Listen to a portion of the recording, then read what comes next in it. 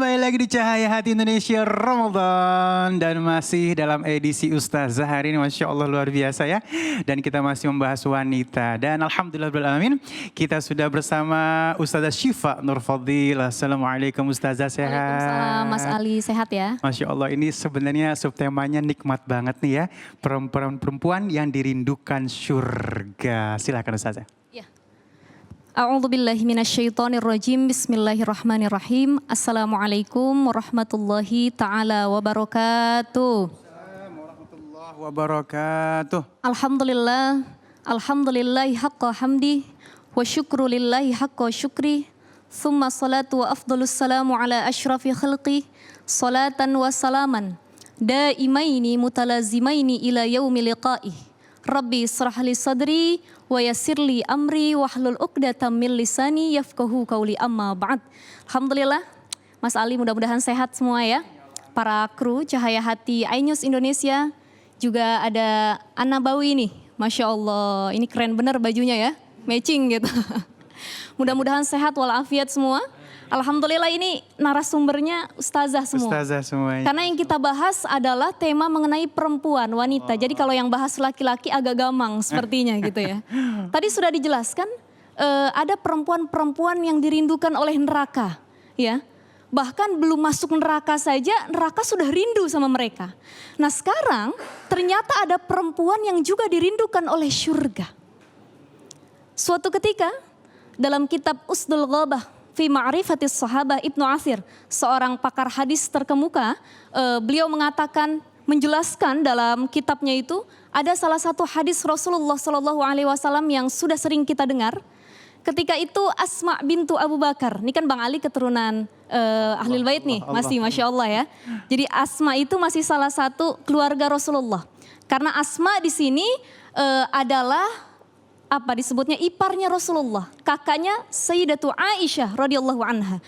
Jadi Asma itu pernah datang kepada Rasulullah, beliau mengatakan, wahai Rasulullah, kami ini sudah menyerahkan hidup kami, orang tua kami, semua agama kami untuk beriman kepada Tuhanmu, mengikuti agamamu dalam hadis itu.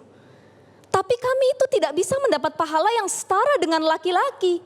Laki-laki bisa berjihad, pergi ke masjid, melakukan hal-hal yang tidak bisa dilakukan oleh banyak perempuan. Lalu Rasulullah ketika itu langsung berpaling dari Asma, beliau menengok kepada para sahabatnya yang laki-laki. Wahai para sahabat, kalian pernah dengar nggak ada perempuan nanya kayak gini? Kata Rasulullah, ini perempuan ini pertanyaannya sungguh sangat luar biasa. Dan sahabat menjawab, kami tidak pernah mendengar ini wahai Rasulullah.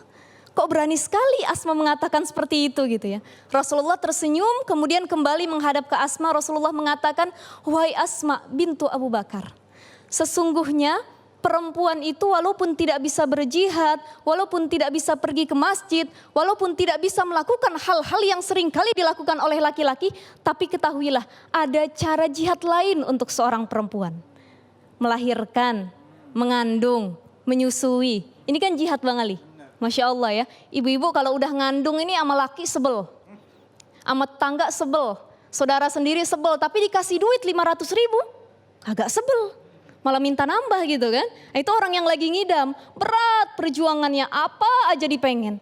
Sudah ngidam melahirkan, the struggle of life, berjuang untuk hidup. Bagaimana dia mempertaruhkan nyawanya antara hidup dan mati, itulah perjuangan seorang wanita. Dan yang ketiga adalah ketika menyusui, Masya Allah. Kalau yang udah punya istri ini, kalau buat jomblo gak berlaku ya. Karena cuman yang udah punya istri gitu. Punya istri pasti tahu banget. Ada kalanya istri kita nangis, sakit menyusui, atau air susunya tidak keluar dan lain sebagainya. Ini perjuangan seorang wanita. Jadi kata Rasulullah, wahai Asma, engkau akan diberi ganjaran syurga. Katakanlah kepada wanita-wanita lain, jika engkau berjihad di jalan Allah dengan cara taat kepada suamimu dan menjadi madrasah terbaik bagi anak-anakmu. Jadi Masya Allah ya, sebegitu menghargainya Islam kepada para wanita. Sampai-sampai Rasulullah itu dalam hadisnya pernah mengatakan seperti ini. Insya Allah akan saya jelaskan kiat-kiatnya. Makanya semboyan Islam itu la yukrimuhunna illa karimun, wala ahannahunna illa kahinun. Jadi hanya orang yang mulia yang akan memuliakan wanita. Dan orang yang merendahkan wanita dia juga orang yang sangat rendah. Itu semboyan Islam. Makanya Islam itu sangat menjunjung tinggi harkat dan martabat seorang wanita. Nah, Rasulullah mengatakan, qala Rasulullah sallallahu alaihi wasallam, kalau seorang wanita pengen masuk surga, jangankan masuk ya, nyium dulu deh dari dunia, nyium bau surganya dulu. Ternyata ada beberapa perkara yang harus dilakukan. Ini juga yang dijanjikan kepada para sahabiat ketika itu. Pertama di sini, idza salatil mar'ah khamsaha, kata Rasulullah, kalau perempuan sholat 5 waktu, tidak usah tahajud duha, itu singkirkan dulu ya. 5 waktunya dia kerjakan full, tidak ditinggalkan sama sekali, kecuali dalam keadaan haid, kecuali dalam keadaan mamnu. Tidak bisa ada uzur tertentu, baru ngelahirin, nifas dan lain sebagainya, itu tidak masalah. Tapi kalau dia meninggalkan sholat bukan karena hal yang uzur, maka di sini surga tidak akan bisa dia cium. Karena sholat itu, para pemirsa Cahaya Hati Ainus yang dimuliakan Allah, sholat itu adalah al-farqu bainal muslim wal kufri. Pembeda antara umat muslim dan umat non muslim. Ya, jadi idza sholatil mar'ah khamsaha yang pertama. Kalau perempuan sholat 5 waktu, udah 5 waktu dia sholat, tahajudnya nggak ketinggalan, duhanya tidak ketinggalan, sholat rawatibnya tidak ketinggalan, sunnah-sunnah yang lainnya juga tidak ketinggalan. Saya yakin jangankan masuk surga, nyium baunya dari dunia saja sudah bisa. Ini yang pertama, subhanallah. Yang kedua kata Rasulullah sallallahu alaihi wasallam, wasamat syahraha. Wanita akan masuk surga, syaratnya yang kedua dia berpuasa di bulan Ramadan. Bulan ini bulannya syahrul Quran, syahrus siyam, bulannya kebaikan. Ini tempat ibu-ibu nanam pahala deh, bulan Ramadan. Udah puasa, masakin suami, ngurusin anak, nyiapin sahur. Masya Allah, ini somat syahrohanya berlipat ganda pahala yang Allah berikan. Jadi syarat yang kedua dia berpuasa di bulan Ramadan. Apalagi puasanya diikuti dengan puasa-puasa sunnah lainnya. Ada ayyamul bid, ada puasa Senin Kamis, ada puasa yang tidak bisa disebutkan banyak ya, puasa sunnah. Itu yang kedua para pemirsa sekalian. Dan yang ketiga, wahafidhat farjaha. Dia menjaga kesuciannya. Dalam surah An-Nisa disebutkan, Bismillahirrahmanirrahim.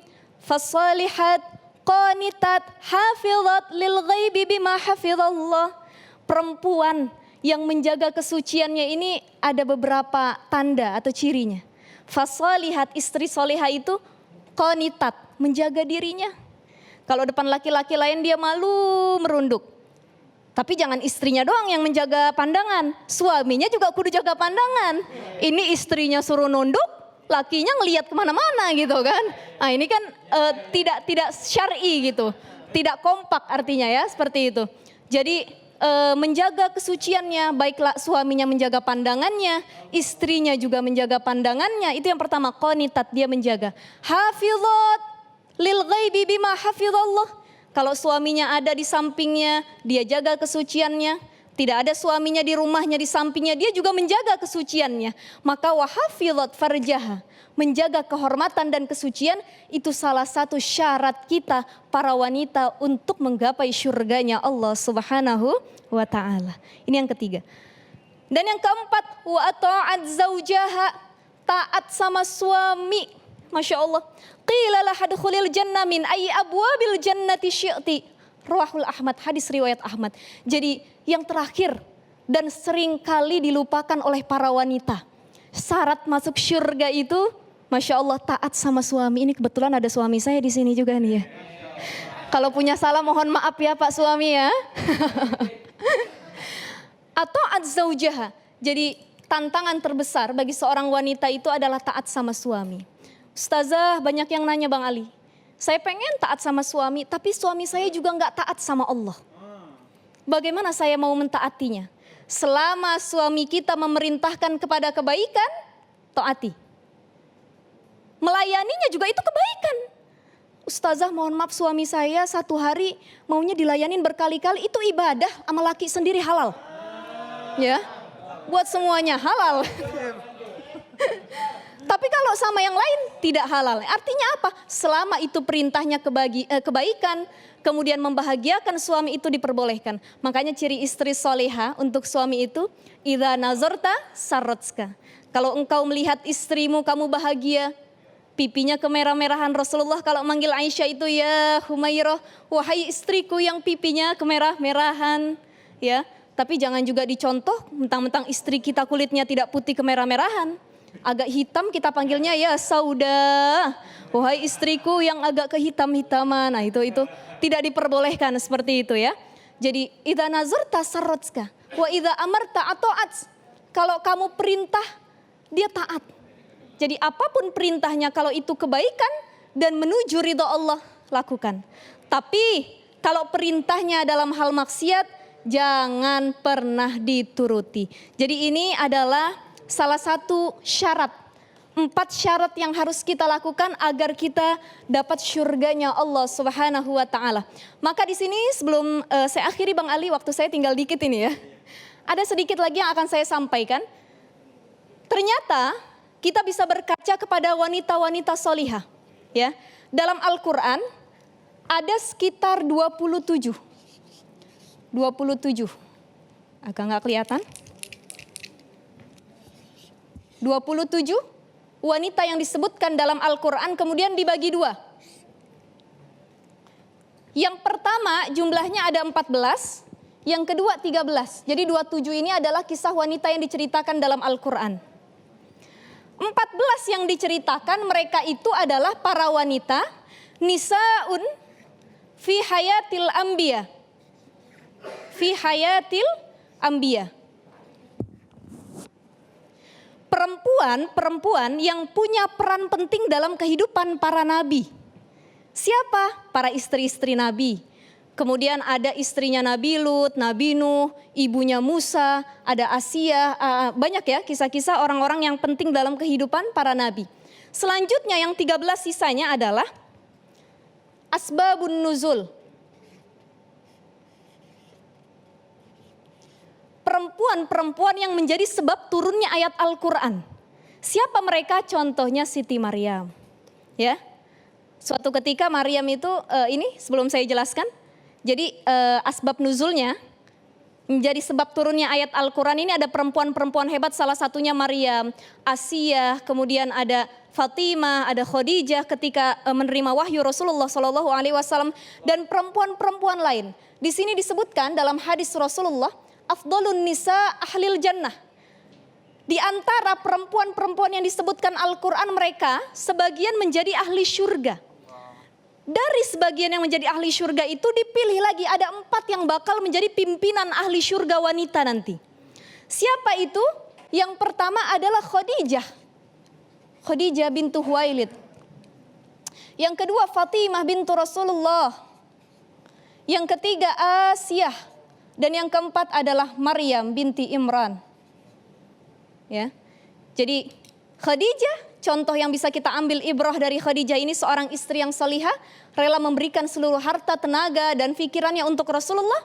Fatimah, putri yang sangat dicintai, bahkan sangat sabar ketika menjadi seorang istri dari Ali radhiyallahu an. Kemudian lagi ada Asiyah yang kesabarannya sudah diuji. Keimanannya diuji oleh Allah Subhanahu wa taala. Asiyah ini adalah imra'atan Fir'aun, istri dari Fir'aun dan dia lulus ujiannya menghadapi Fir'aun, syurga bagi Asiyah. Dan yang terakhir adalah Maryam binti Imran. Suatu ketika didatangi oleh malaikat Jibril Maryam. Kemudian Maryam tercengang. Beliau mengatakan kepada Allah Subhanahu wa taala dalam surah Ali Imran, qalat rabbi anna yakunu li waladun walam yamsasni bashar. Ya Allah, kenapa aku bisa punya anak laki-laki? Gak pernah ada laki-laki yang nyentuh aku. Kata Allah, qala kadzalikallahu yaf'alu ma yasha, idza qada amran fa innama yaqulu lahu kun fayakun. Itulah kehendak Allah. Kalau Allah sudah berkehendak, siapa yang tidak akan ada yang bisa melawan seperti itu ya. Jadi Maryam ini kita bisa contoh adalah hafizatnya, menjaga dirinya, menjaga kesuciannya. Jadi itulah para pemirsa Cahaya Hati iNews. Saya kira para wanita-wanita ahli syurga ini bisa kita contoh Dan 4 syarat tadi bisa kita jadikan acuan untuk kita bisa menjadi ahli syurganya Allah Subhanahu wa taala. Masya Allah, terima kasih Ustazah ilmunya ya. Wah ini benar-benar bekal buat kita semuanya, terutama buat para kaum wanita ya. Dan insya Allah sesaat lagi kita akan bertemu dengan Ustazah Lulu Mumtazah dengan subtema kita kedudukan wanita dalam Islam. Tetap bersama kami di Cahaya Hati Indonesia Ramadan.